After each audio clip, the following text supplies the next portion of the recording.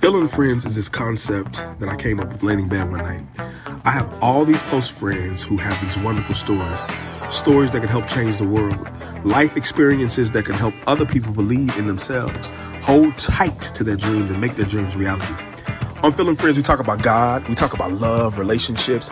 I have celebrity friends, I have non-celebrity friends. I have church members, family members. But when you watch and listen to Feeling Friends, you will learn and you will laugh. It's a community of friends helping to build each other up. So tune in to Feeling Friends every Sunday on WHCR 90.3 FM, or you can catch me on YouTube at Feeling Friends Radio. All right, I'll see you there.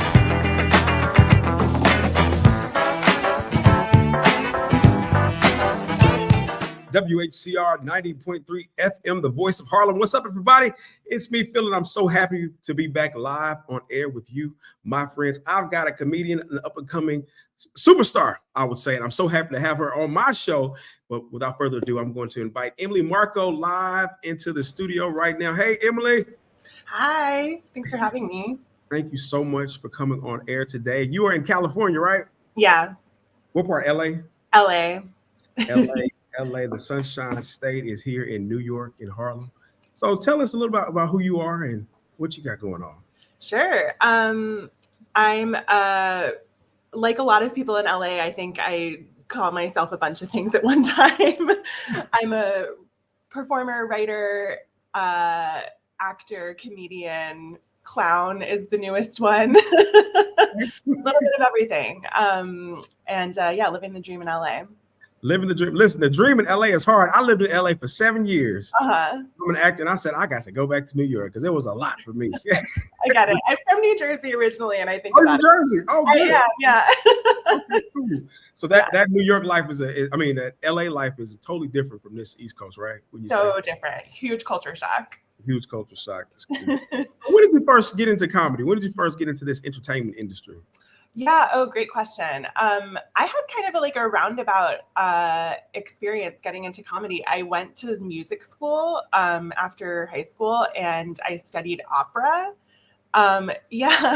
Which I guess I'm bringing up, but I don't really do that anymore. That's kind of in the past. But I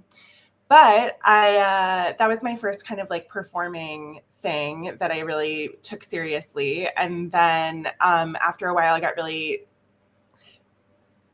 there's not a lot of opera to do out there, right? So when you're looking for opportunities as a young artist, a lot of it is just kind of hanging out in your living room singing by yourself, and that's not fun.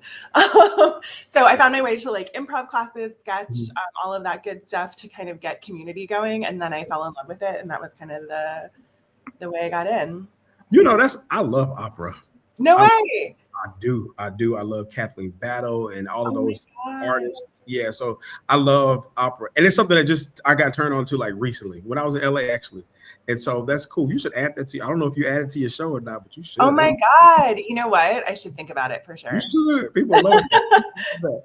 Listen, so what was that shift like for you? I mean, you said you were young, right? You were young, and then you said, let's go to improv class. Yeah, exactly. So, I mean, at this point, I had just gotten out of school, but was out of college, a few years. And initially, to be honest, it was hard. I think going to if anyone's thought about doing improv out there, it's pretty bare bones. And I don't know if you've done improv, Phil, but it's yeah, exactly. So it's very, you go in with nothing and you just have to trust that it'll work out. And I think that was really good for me as somebody who'd come up doing classical music, where you are basically handed everything you're supposed to do. And if you don't do it exactly right, you fail.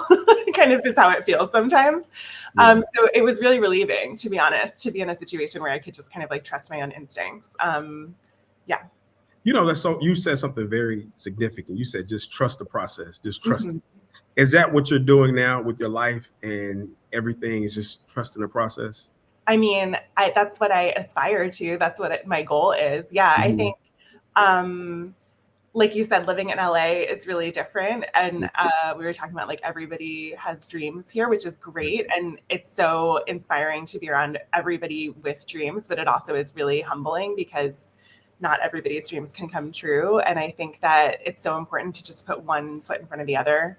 And also just kind of gut check, am I enjoying myself? Am I following the fun, as they say? That makes a difference because you have to enjoy yourself. Even if Yeah.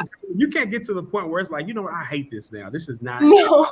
you can't get to that point, right? You can't. Right.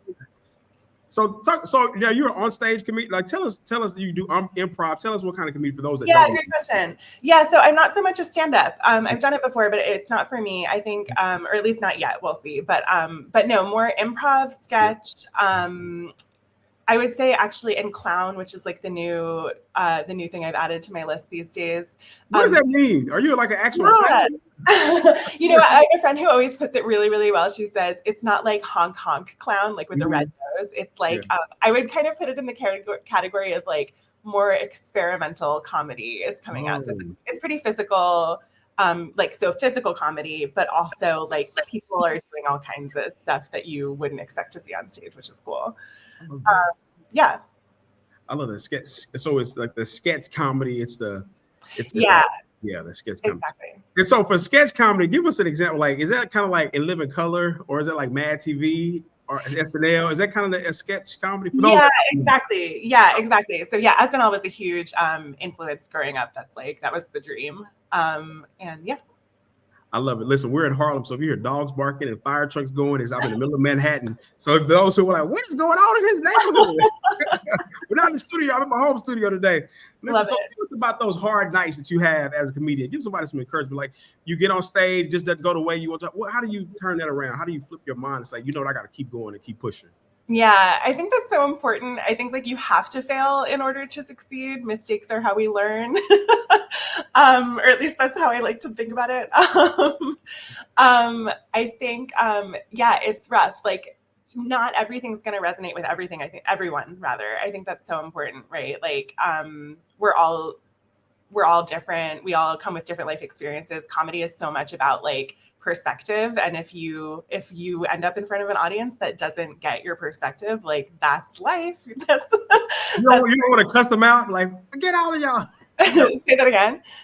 You want to cuss them out, like y'all need to be laughing. I'm saying comedians, people do that. They get mad at the audience because oh my god, yeah, totally. I haven't done that. Just the type of comedy I do doesn't really like work for that. Like if I'm in it, like if you think about like an SNL sketch, if those people like broke characters, stayed in the camera and was like, why don't you like this? Like that wouldn't go down super well.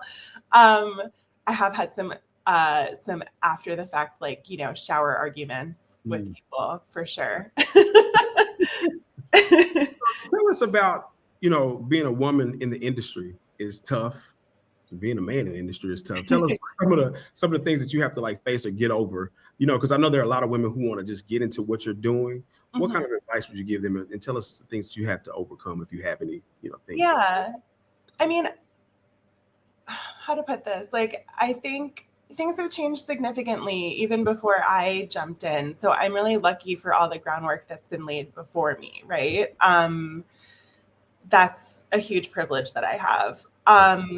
To be honest, I don't know if this is the right thing or the wrong thing, but I tend to surround myself with like-minded people, and that gives me the encouragement that I need.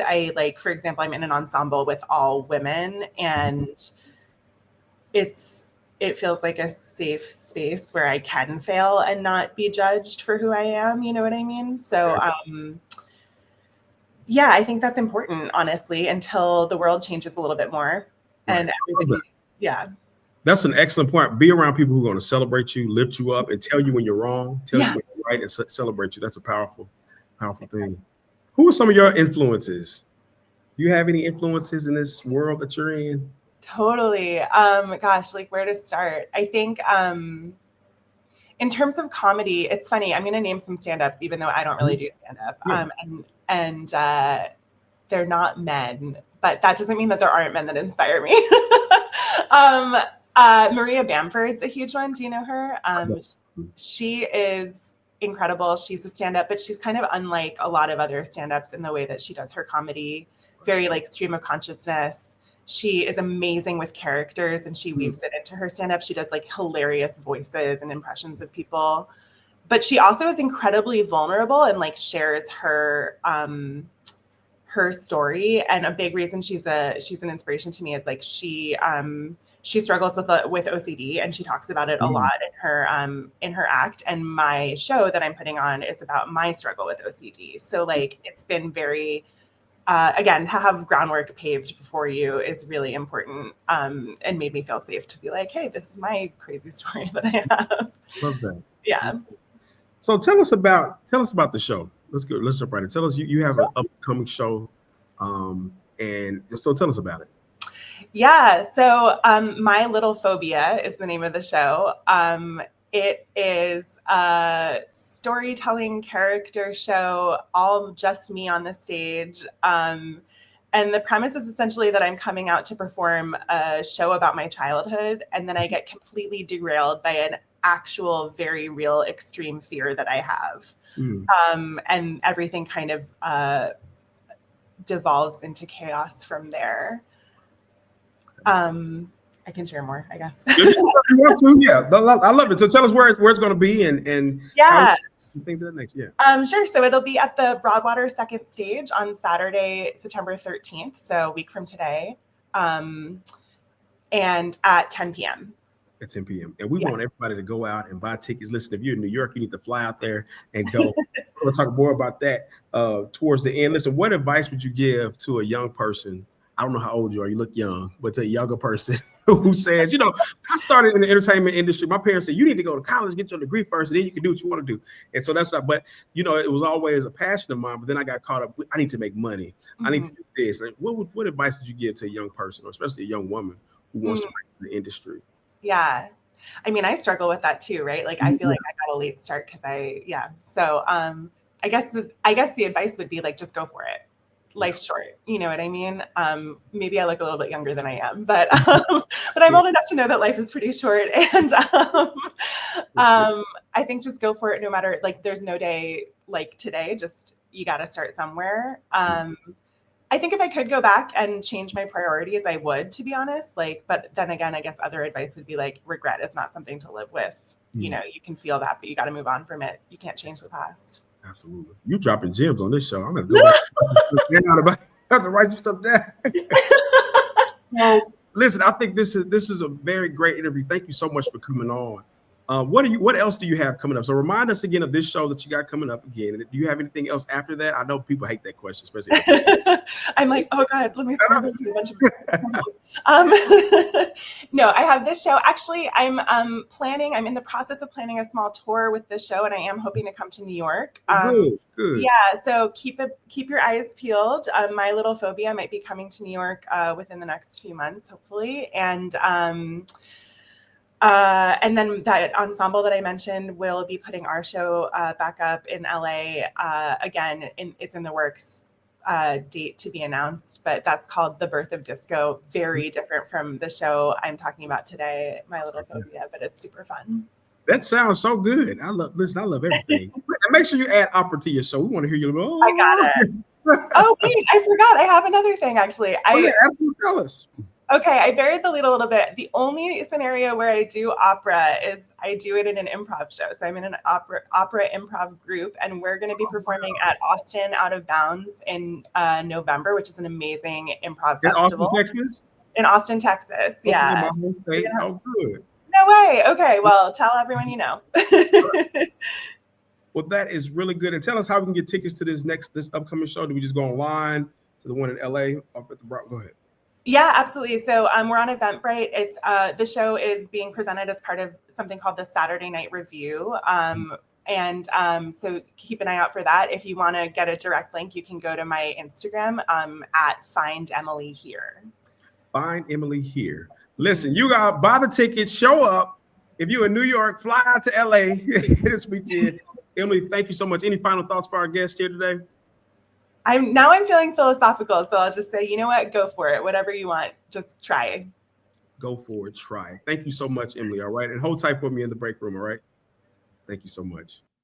Listen, shout out to Emily Markoe for coming on. You all go see her show. Go to her website. Support her. We appreciate her for coming on. You listen to Phil and Friends right here on WHCR 90.3 FM, The Voice of Harlem. See you all later. Peace.